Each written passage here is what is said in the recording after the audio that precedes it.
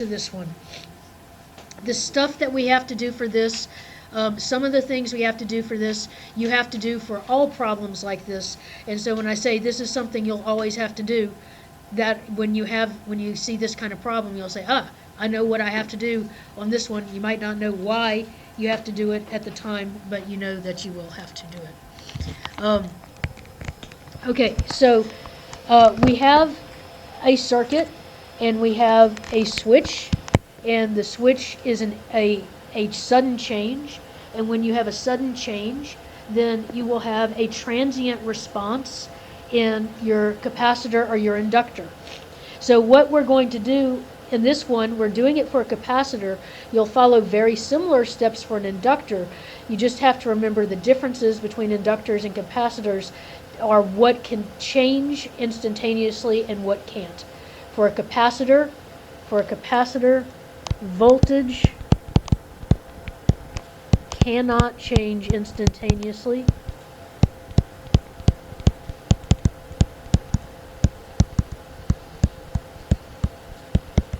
For a capacitor,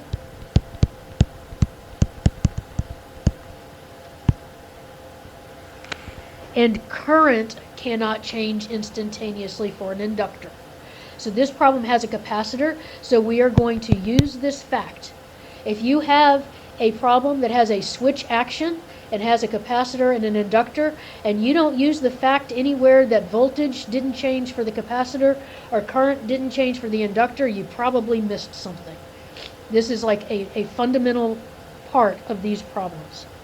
Okay, so one thing you always have to do, so this is something you always have to do with these kind of problems, is take a look at what the circuit looked like at time 0 minus, so before the switch. And this is also true. So so when a capacitor has been under DC conditions, meaning the voltage source is not changing for a long time,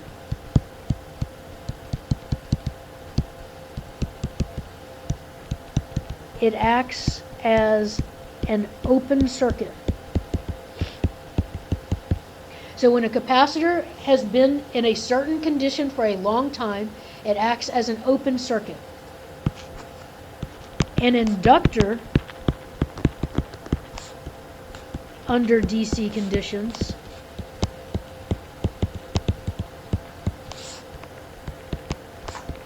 acts as a short circuit. So what does this mean? This means when you're looking at a capacitor that has been in a certain condition for a long time, or an inductor for a long time, so after a long time, a capacitor looks like this. So its current will be 0, and it might have a voltage. May or may not be 0.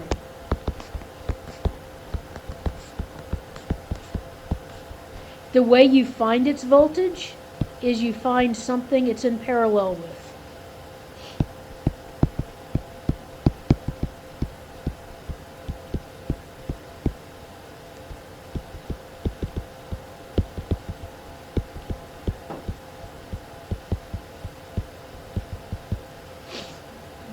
Okay, so you find something it's in parallel with, and that would tell you its voltage. Similarly, after a long time,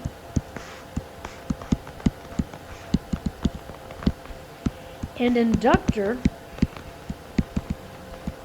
becomes a short circuit. So that's what my inductor was. So it looks like that, but it becomes a short circuit, which means that the voltage for an inductor is 0. You don't have any voltage on a short circuit, any voltage change. You don't have any voltage change. The current may or may not be 0.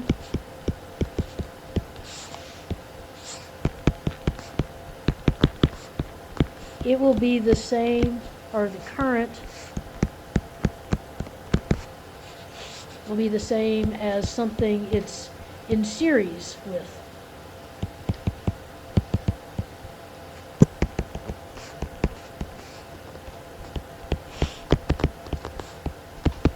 Things in parallel have the same voltage, things in series have the same current. Okay, so this particular circuit, after a long time,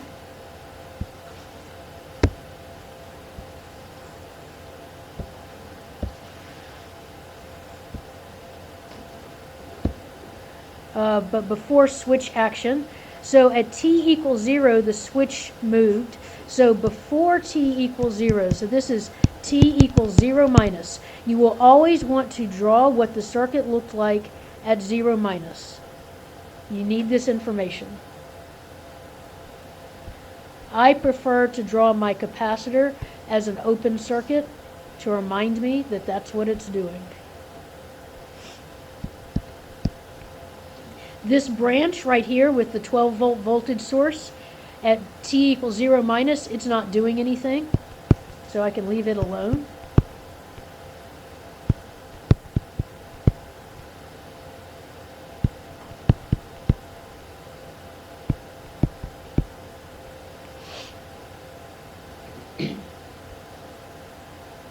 So if we look at our circuit right here, we can see that because the capacitor is acting as an open circuit, at t equals 0 minus, there is no current over in this branch. So there's no current over here. IC of 0 minus is 0. The voltage will be the same as the thing it's in parallel with.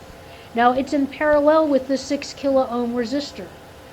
If there was a current through this 3 kilo ohm resistor, it would not be in parallel with it. But there is no current through that 3 kilo ohm resistor, so it is in parallel with the 6 kilo ohm resistor. So even though the problem doesn't tell me I need this, I know I need this. I always need to have, for an RC circuit, I always need to know VC of 0 minus. This isn't, you have to know it, because since it can't change instantaneously, it is the same as VC of 0. So I'm finding it. So VC of 0 minus equals VC of 0 equals the voltage across that 6 kilo ohm resistor, which I can find using voltage division. It's going to be my total voltage, which is 10 volts, times 6 kilo ohms over my total resistance, which are these three resistors right here, which is 20 kilo ohms.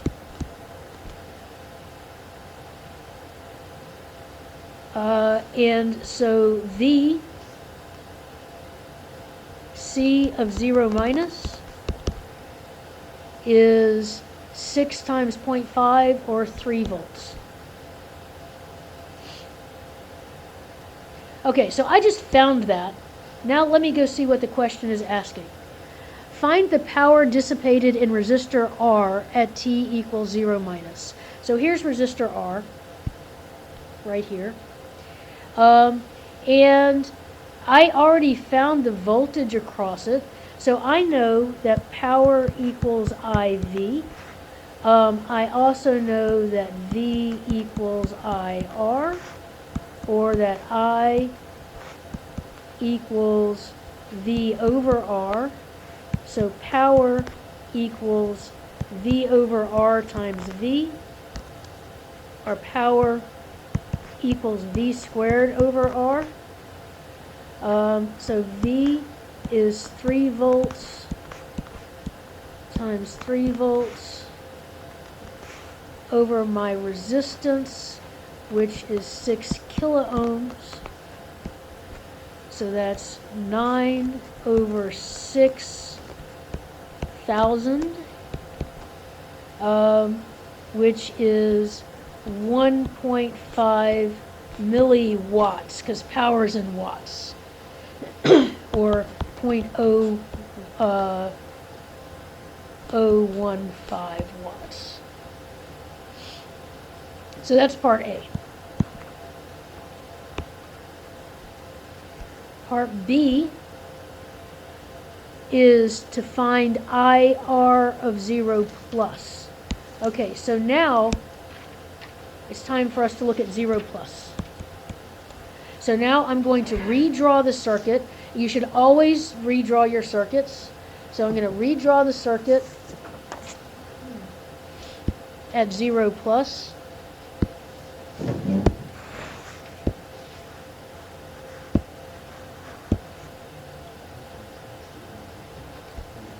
So now when we move the switch, we can see that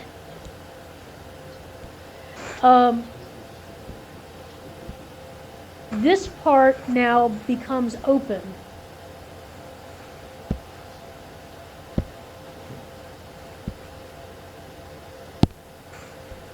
So when the switch moves,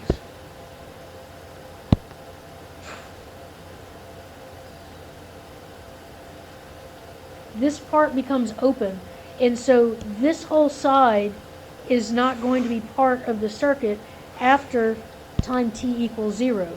My circuit after time t equals 0 is only going to include these parts.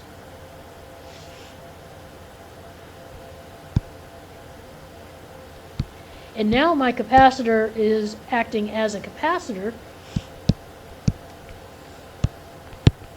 and it is in its transient state. It is changing because it is either charging or discharging. We know that it was partially charged before. We don't know at this point if it is getting more charged or discharging, but we will find out.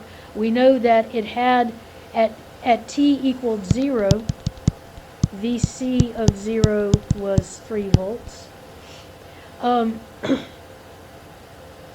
And that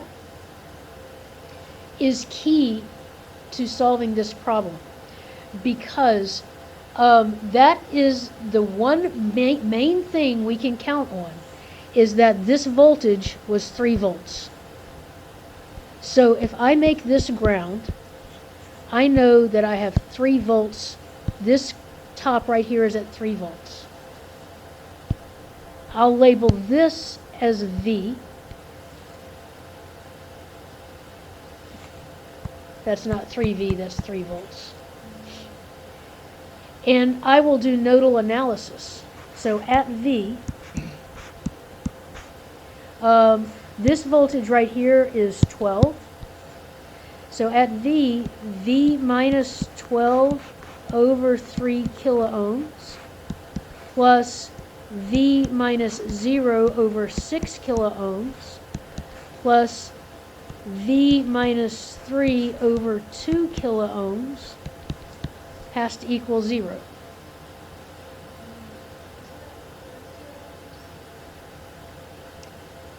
Thank you. Thank you very much. This is why I should keep my notes in front of me.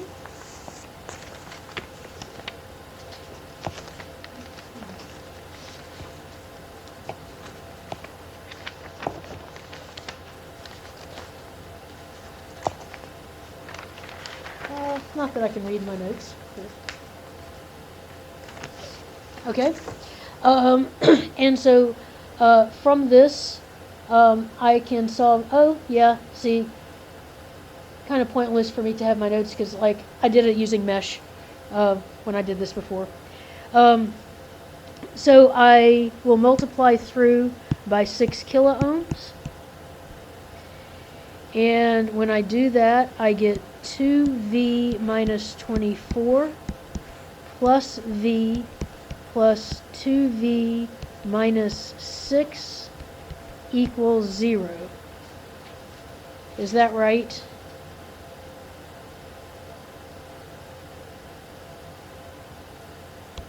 $5V equals 30, V equals 6. And I think that's what I got before.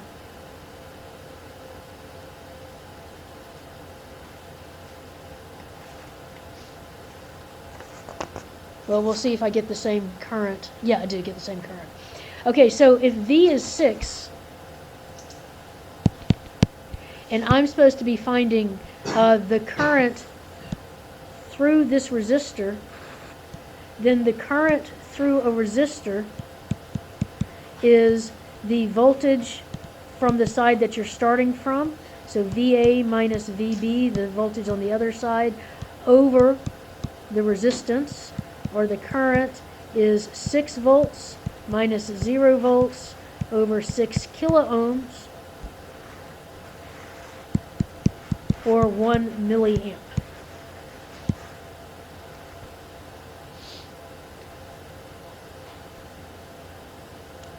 So that's part B. Part C is to find IR at infinity. So once again, we want to redraw what our circuit looks like at infinity.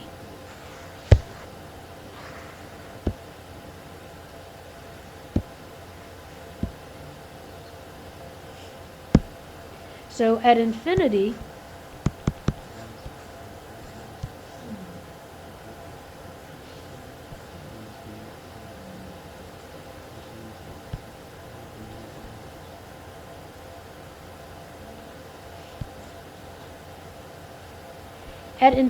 once again, the capacitor will have been there for a long time. And so it will once again act like an open circuit.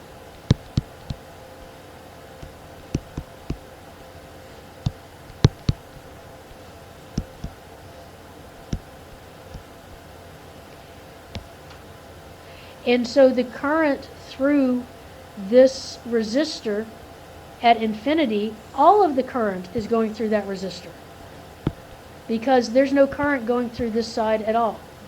And so our voltage is 12 volts. Our total resistance is 9 kiloohms. V equals IR. 12 equals I times 9 kiloohms, or I equals 12 over 9, or I equals 4/3 milliamp.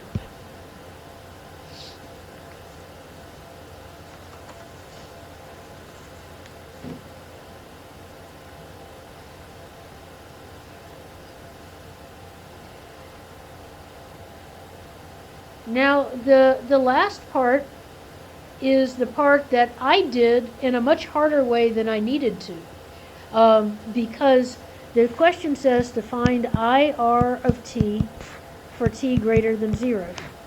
Well, IR of t, that's the current going through this branch right here. And I said to myself, gosh, I know, these are the formulas I know. I know VC of t, and I know IL of t. And those are the ones I use all the time. And so what I did was I said VC of t equals VC at infinity plus VC at 0 minus VC at infinity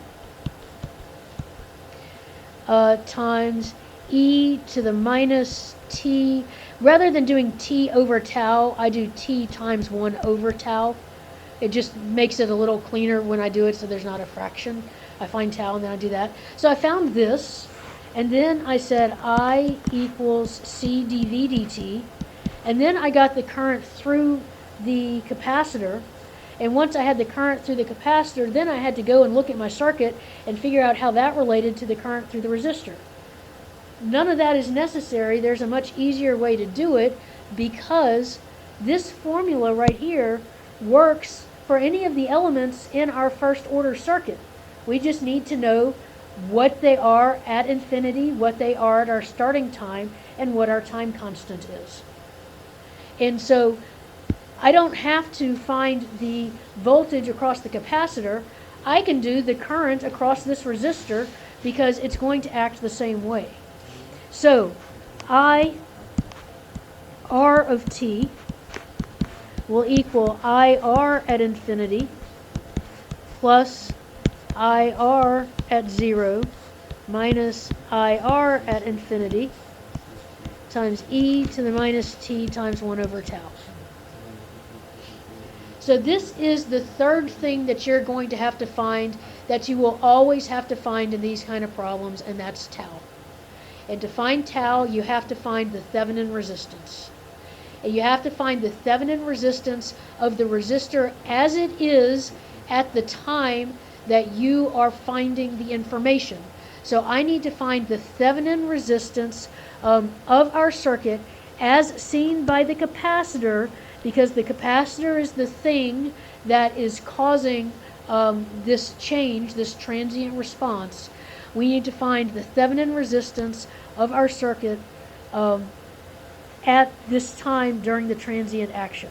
So I'm going to take this part of the circuit right here,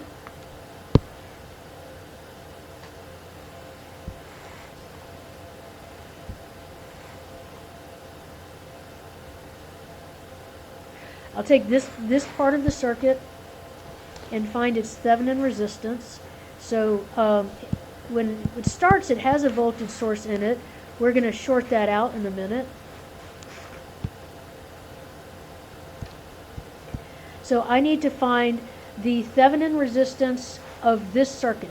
So that means I short out the voltage source. You'll notice that, like in our previous example, these two resistors are in parallel. You can think of them as looking like this. You can slide it to the other side. This is 6 kiloohms. This is 3 kiloohms. And this is 3 kiloohms. And so my Thevenin resistance is 3 in parallel with 6 in series with another 3. So 3 kiloohms in parallel with 6 kiloohms is 3 times 6 over 3 plus 6 plus 3. So this is 18 over 9 plus 3, or 5 kiloohms. This is an RC circuit, so our time constant is RC. So tau is 5,000 times our capacitance, which is 200 microfarads. So 200 times 10 to the minus 6, or that's 10 with 1, 2, 3, 4, 5 zeros, 10 to the minus 6. So those all cancel out, and I end up with my time constant is 1 second. That means 1 over my time constant is also 1. And so now, using this equation right here, IR of t equals IR at infinity. Well, we found that was 4/3 milliamps, or 4/3, well, I'll just put 4/3 milliamps, plus IR at 0 was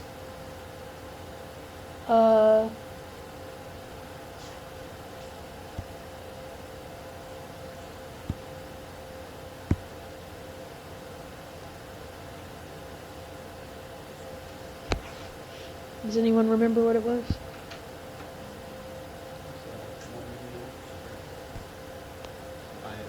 Was 1 milliamp?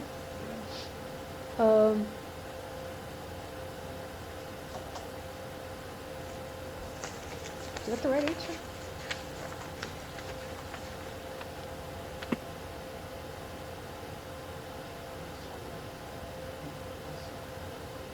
It was. It's the right answer.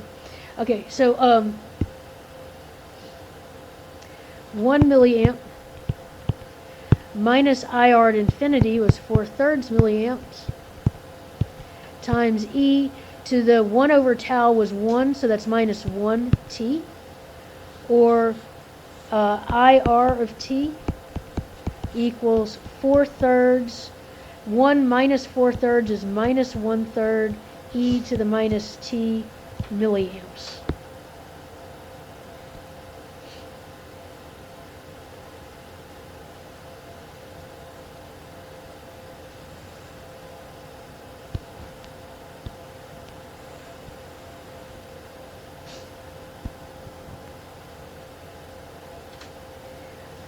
So I have lots of other examples of these questions. Let me just show you.